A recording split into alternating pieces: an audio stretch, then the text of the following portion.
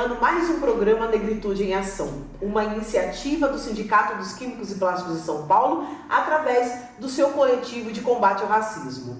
Hoje nós estamos recebendo uma companheira super importante, que é a companheira advogada Raíssa, que está aqui do meu lado esquerdo, e também a companheira Andréa, que é a secretária de formação do nosso sindicato e também é a coordenadora do coletivo racial aqui da entidade.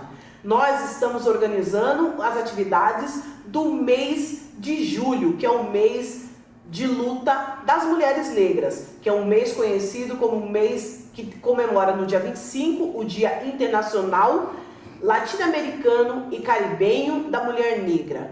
E, portanto, esse mês de julho foi todo ele feito e pensado para as mulheres negras, tanto da nossa categoria como de toda a sociedade. E hoje nós estamos recebendo aqui a nossa advogada, a Raíssa Camargo, que ela é advogada especialista em Direito do Trabalho. Ela é coordenadora do núcleo antirracista do escritório de Cascone Advogados Associado e ela também é secretária-geral da Comissão de Igualdade Racial da OAB Campinas. Raíssa, é um prazer enorme te receber aqui. E aí eu queria iniciar fazendo uma pergunta para ti. Você é uma companheira, uma mulher jovem, negra, que está no espaço da sociedade extremamente importante e que é um reflexo para muitas meninas na nossa sociedade de que de fato nós podemos estar numa série de espaços que historicamente não foram reservados, né, Andréa, para as mulheres negras. Você acha que é importante ser uma figura de uma mulher negra advogada nessa sociedade? Primeiro, eu que agradeço o convite, me sinto muito honrada de participar desse projeto. Eu acho muito importante dar visibilidade para que pessoas negras venham falar, se colocar e incentivar outros jovens negros, outras crianças negras. E acho que sim, acho que isso é importante enquanto advogada, enquanto mulher negra que sempre quis ser advogada, que sempre sonhou em ser advogada. Me empoderar disso, entender o meu lugar na sociedade foi o que me fez chegar até aqui. Quando eu tomei consciência de que eu era uma mulher negra, de que o caminho não seria fácil, de que eu precisava inclusive apoiar projetos e políticas afirmativas que proporcionassem que pessoas negras estejam nesse lugar, foi aí que eu comecei a me empoderar e ter mais perspectiva de futuro enquanto mulher negra e advogada. Raíssa, eu queria que você falasse um pouquinho como foi a sua trajetória até chegar aqui. É bem visto que você é uma mulher bem jovem, né? Já formada, já está trabalhando, exercendo. Como que foi, assim, todo o seu período de estudo, tudo que você passou? Como foi até você chegar hoje? Você já está, né, empregada, trabalhando em um escritório. Queria que você falasse um pouquinho sobre como foi essa sua trajetória até aqui. Olha, eu sou uma mulher negra periférica, né? Eu nasci na periferia, os meus pais também. E desde nova, quando eu sonhava em ser advogada, meu sonho era ser juíza ou advogada, mas queria estar no mundo do direito, né? Então eu estudei bastante quando mais nova. Estudei em escola pública boa parte da vida e quando eu estudei em escola particular foi com bolsa. E nesse meio tempo, acho que o salto grande foi na base, assim, no ensino médio. Foi quando eu procurei aqueles colégios técnicos, né, que geralmente também tem ali um concurso, um pré-vestibular para as pessoas ingressarem. E acho que essa foi a diferença de qualidade de estudo. E por que é importante dizer isso? Porque na época não tinha políticas afirmativas. E hoje, inclusive, o COTIL, que é um colégio técnico da Unicamp, ele implantou as ações afirmativas recentemente, foi uma grande vitória, fiquei muito feliz quando soube disso, mas foi ali nesse momento que eu percebi que a diferença de qualidade de estudo nas escolas públicas comuns e nos colégios técnicos, onde já tinha ali um processo seletivo, era muito grande. E me assustou quando eu cheguei e não tinham pessoas negras no colégio. Era um colégio público ainda assim, mas não tinham pessoas negras, eram raríssimas, 1 ou 2 por sala, né?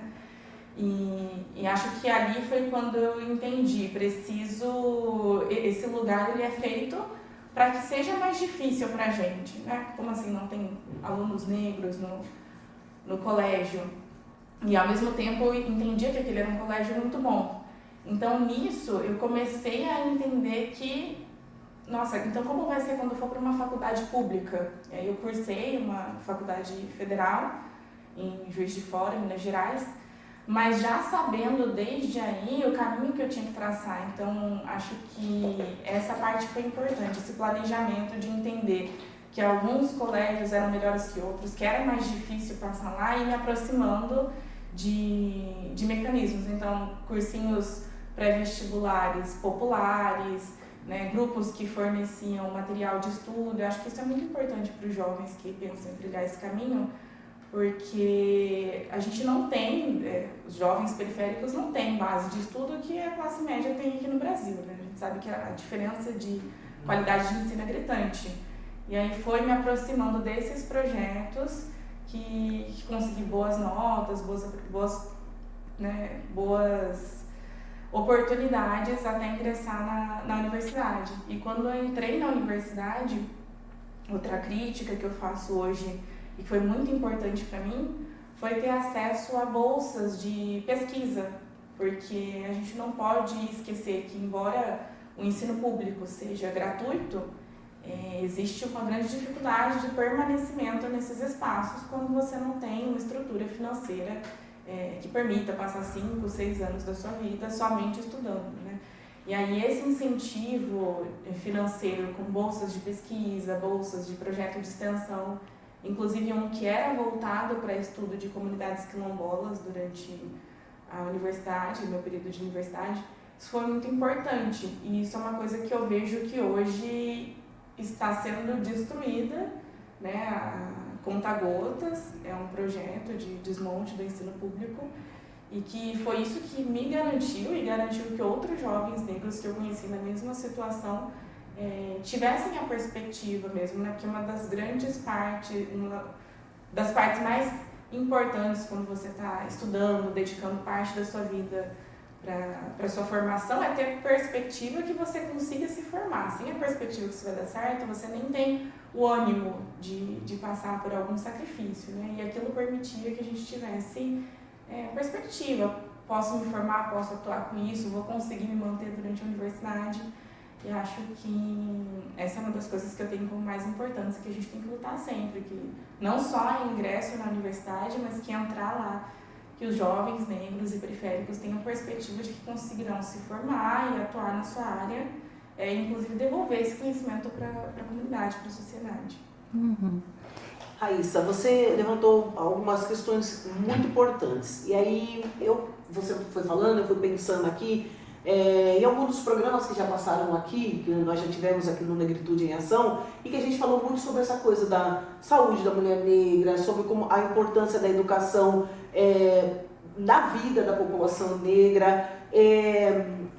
Pensando em você sendo uma mulher da periferia, como basicamente quase todas as mulheres negras da nossa sociedade, infelizmente, você acha de fato que a gente pode construir uma ideia, um imaginário nas mulheres negras de uma vida melhor, de uma vida mais economicamente melhor, politicamente melhor, socialmente melhor, a partir da educação, sabendo também que as mulheres negras muitas vezes deixam o sistema de educação muito cedo, seja por conta da responsabilidade, seja por conta do cuidado com as crianças, né? Você acha de fato que a gente pode transformar a vida das mulheres jovens e das mulheres negras através da educação?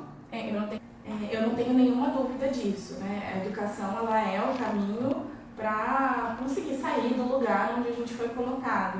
É importante dizer onde a gente foi colocado, porque é um lugar que não é uma escolha, né? Você não escolhe nascer na periferia, você não escolhe ter um histórico familiar que foi privado de oportunidades. Então, o estudo e o acesso ao conhecimento de qualidade não é apenas se formar, mas ter uma educação de qualidade, que infelizmente o Estado hoje está muito longe de oferecer o nível que a população brasileira precisa para poder se falar numa sociedade avançada, né? A gente tem um déficit de qualidade na educação muito grande. Acho que esse é o caminho, e se espelhar em mulheres negras que conseguiram sair desse lugar. E eu sei que é complicado a gente sempre estar numa posição de luta, de quem tem que correr 10 vezes mais do que as outras pessoas para conseguirem atingir um lugar. E acho que isso eu não tinha comentado na pergunta anterior, né? Sim. Mas uma coisa que me incentivou foi entender que eu precisava ser muito melhor do que as outras pessoas que estivessem do meu lado, porque eu ia ser privada da maior parte das oportunidades de emprego, então meu currículo teria que ser muito bom. E aí, nesse sentido, a educação e se apoderar, né, de todas as oportunidades que aparecem de educação, de acesso ao conhecimento, à cultura, além de se espelhar em pessoas, em mulheres negras que conseguiram. Uma das minhas inspirações é a Conceição Evaristo, e toda vez que eu leio os poemas dela, eu me lembro disso, né, de que outras mulheres negras caminharam muito mais para que a gente consiga hoje lutar com um pouco mais de tranquilidade. Ainda é muito difícil, mas outras pessoas abriram caminho, né? Doutora, eu queria que você falasse um pouquinho, assim, sabemos de todas as dificuldades que você enfrentou, inclusive você citou que foi estudar fora, né, da sua cidade, em Minas, né? Uhum. Você foi estudar, imaginamos, né, tá longe de casa, longe da família, e assim, com todas essas barreiras, né, dificuldades que você encontrou, em algum momento você pensou em desistir? Ah, isso não é para mim. Ah, não, vou voltar para casa dos meus pais, né? Porque lá, né, tem a minha família, né? Tem a acolhida. Em algum momento você pensou, tá muito difícil isso daqui, vou voltar? Olha, não pelas dificuldades de, por exemplo, eu estudava em Juiz de Fora, saía de Campinas 8 da noite, chegava lá às 5 da manhã, um ônibus que fazia esse trajeto. E então eu via muito pouco minha família. A passagem de ônibus era cara também, né? Para quem vivia só com bolsa, eu ia para casa 2, 3 vezes por ano. Mas não era nesses momentos que eu já cheguei a pensar em desistir. Foi quando eu tive uma oportunidade muito boa de estágio, era um estágio bem remunerado, e eu já estava no oitavo período da faculdade, então praticamente me mantinha integralmente com essa renda do estágio e renda de bolsa de pesquisa, e ali dividia a república com outros jovens e tudo mais. Foi quando eu tive uma experiência de episódios racistas dentro do estágio. E aí foi nesse momento, então não foi dificuldade, pelo contrário, né? Hoje eu vejo que era um perrengue, digamos assim. Mas a gente comia, o restaurante universitário era R$1,40, então era muito barato, né? Uhum. A República também dividia com outros jovens, então dava para fazer acontecer aquilo. Eu enxergava aquilo como nenhum obstáculo, né? Uma coisa que faz parte para a gente conseguir se graduar, e enfrentava aquilo muito grata por aquela oportunidade, por estar tendo aquela experiência. Mas quando eu cheguei no momento do estágio, quando eu tive um colega de estágio, que na época o tema do TCC dele era "Por que não posso ser racista se a nossa Constituição garante liberdade de expressão?" Meu Deus! E aí quando eu via que os advogados que estavam lá, que eram os meus superiores, não mencionavam nada a respeito disso, né? Aquilo me deixava extremamente desnorteada dentro do local de trabalho. E eu consegui ainda, apesar disso, eu terminei o estágio até o último dia de aula, eu fiz aquele estágio, porque era um estágio muito bem remunerado. A gente fez um concurso para entrar naquele estágio e eu não queria abrir mão daquilo. Mas foi um momento onde eu fiquei em dúvida, porque isso desestimula, né? Você está ali com outros advogados, em quem teoricamente você deveria se espelhar, você está ali com estagiários que vão ser seus colegas de trabalho, e aí ter noção daquele ambiente. Aí foi quando eu passei a enxergar que as dificuldades seriam maiores fora da universidade, quando eu me formasse, né? Imagina se essa pessoa fosse contratar um estagiário negro. Como seria difícil, né? Como seria essa? Esse estagiário nem seria contratado por um advogado. Assim, a representatividade que você tinha naquele momento era totalmente, né, negativa, era zero. negativa. E aí você não tem muita perspectiva. Acho que quando eu digo de perspectiva é mais ou menos nesse sentido, né? De você olhar e falar, minha vida vai ser boa quando eu me formar, eu vou conseguir fazer algo com o meu diploma, vou conseguir sair do lugar onde eu estou, vou conseguir avançar, evoluir.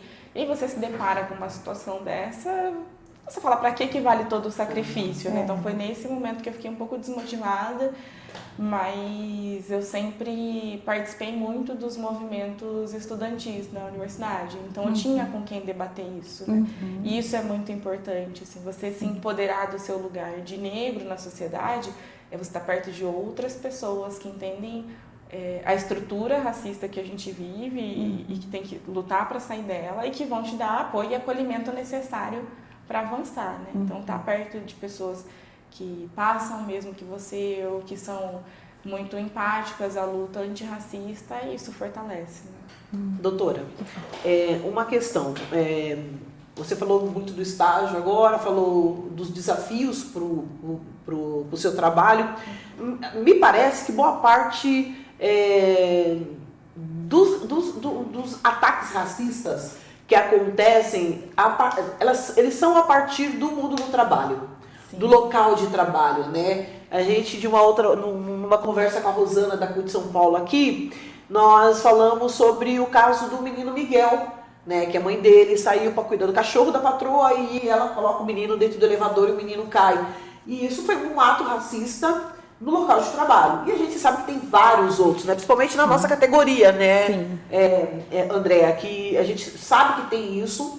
E muitas vezes as pessoas têm muita dificuldade de denunciar, de falar, medo de perder o emprego, medo de ter que conviver com aquele colega, com aquela colega no local de trabalho.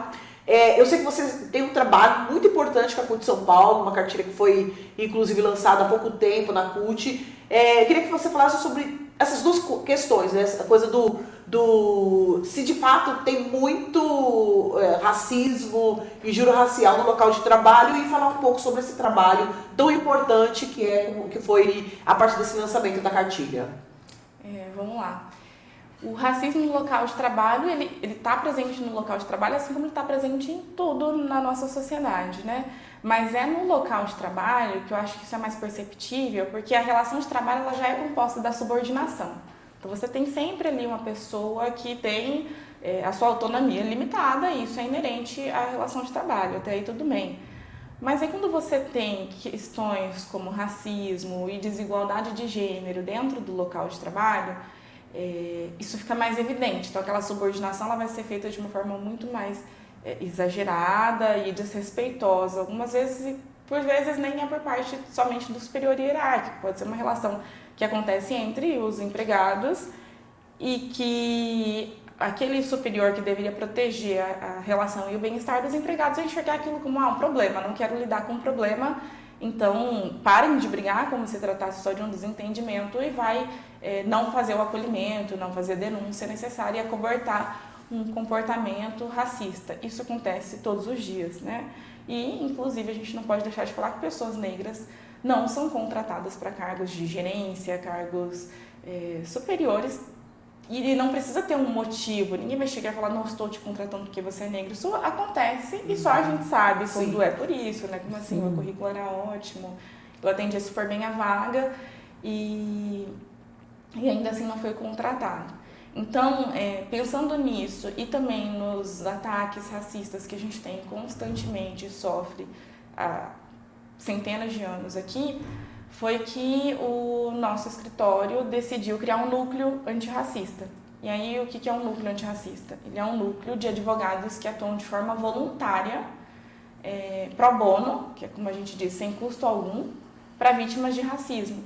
Porque, além de ser uma coisa constante na sociedade, uma coisa que as pessoas tentam dizer que não existe, o racismo não existe, injúria racial geralmente é lida como uma brincadeira, não foi isso que eu quis dizer. Então não tem também um sistema preparado para lidar com isso. O próprio judiciário não lida com isso, assim como as pessoas não lidam com isso, não quero problema, resolva esse problema entre vocês, como se isso fosse um desentendimento. Por vezes o judiciário entende assim também. Então, na hora que a gente começou a pesquisar o tema e viu peraí, não tem condenações sobre crimes de racismo no Brasil, mas o racismo acontece todo dia, tem algo de errado.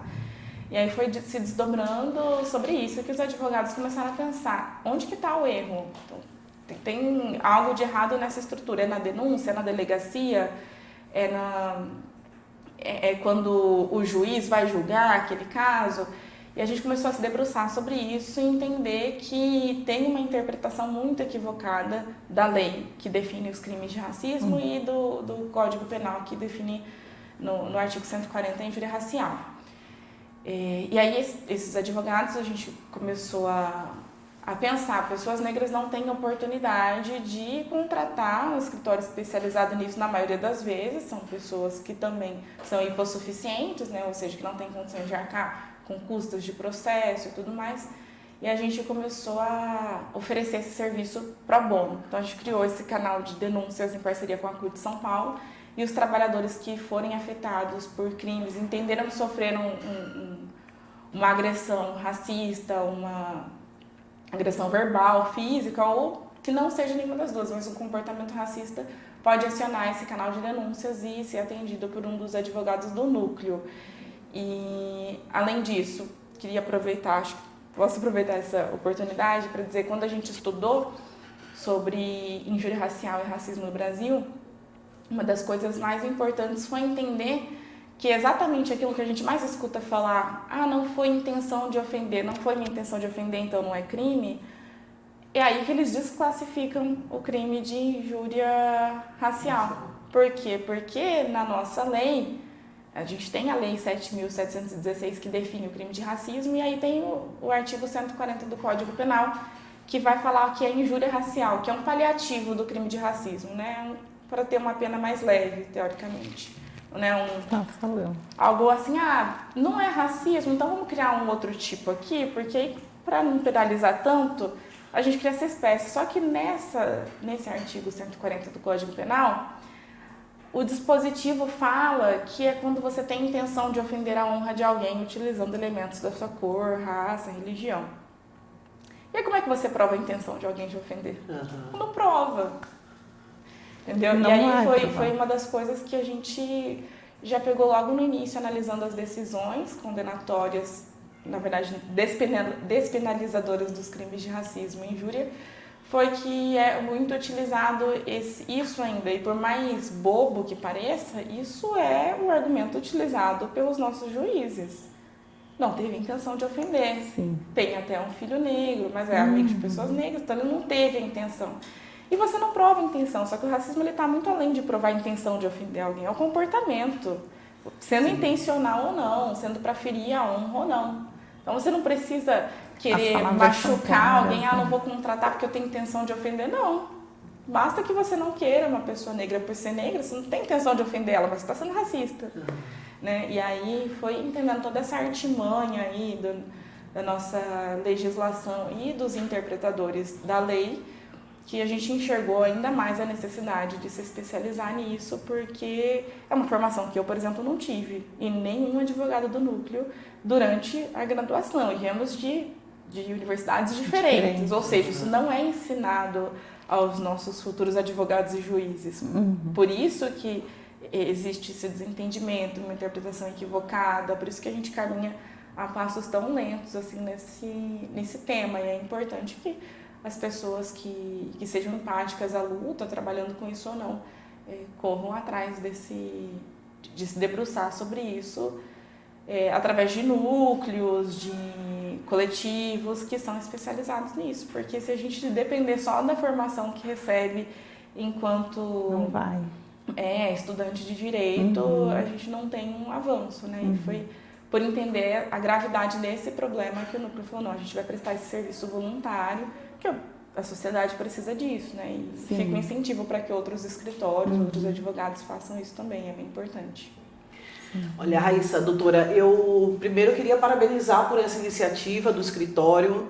O tema a luta antirracista é uma luta que a gente tem que fazer em conjunto o tempo todo, a partir de várias instituições, né? E agora, antes da gente finalizar, eu acho que é muito importante você ser uma referência de mulher negra, jovem, num espaço tão importante no mercado de trabalho. E aí eu queria que você deixasse uma mensagem para as meninas jovens, para as meninas, para as crianças, mulheres jovens, o que você deixaria de mensagem para essas companheiras nessa sociedade que nós estamos? Olha, hoje a mensagem que eu deixaria é: conheçam outras mulheres negras, conheçam outras referências negras, né? A gente cresce admirando, estudando apenas homens brancos durante toda a vida, né? Conheçam mulheres negras escritoras, isso foi sempre o que me incentivou muito, né? Conhecer o mundo através da escrita de mulheres negras que estiveram na nossa frente, Conceição Evaristo, Lélia Gonzalez, Angela Davis, e mulheres que são uma representatividade não só de uma aquisição financeira ou de aparência, mas aquela representatividade política mesmo, né? Como assim a pessoa transformou a própria realidade e a de outras pessoas? Olha o potencial dessa mulher, né?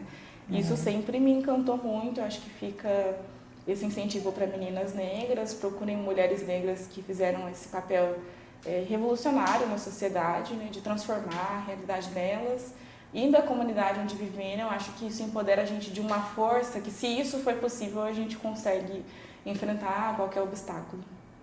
Raíssa, você citou uma série de escritoras, uma série de mulheres que são referências na luta antirracista, mas a gente pode dizer, né, Andréia, que a doutora Raíssa também é um exemplo e que você pode se espelhar, né? Então eu acho que eu queria parabenizar muito por você estar nesse espaço, por você compreender a importância da luta antirracista e como que as suas ações podem transformar a nossa sociedade, transformar a vida das mulheres, né? A gente fala que quando uma mulher está bem, uma mulher negra ocupa um espaço importante, quando a mulher negra ela tem um espaço de visibilidade importante, a gente consegue carregar outras mulheres negras, né? A gente consegue ter outras mulheres negras juntas nessa luta tão importante. Queria muito parabenizar e manter nosso parabéns aqui da nossa entidade, não é minha, não é da Andréia, para todos os advogados do escritório, né, que vocês continuem com esse trabalho. Então, mais uma vez, agradecer, Raíssa, Obrigada. Andréia. Hoje estou Prazer. muito bem acompanhada aqui por essas mulheres de luta, essas mulheres lindas e combativas, que é o mais importante, que querem uma sociedade diferente. Continue assistindo a gente nas redes sociais do Sindicato dos Químicos e acompanhando o programa Negritude em Ação. Semana que vem a gente volta com uma surpresa para cada um e cada uma de vocês. Nos acompanhem sempre nas redes sociais do sindicato. Até mais!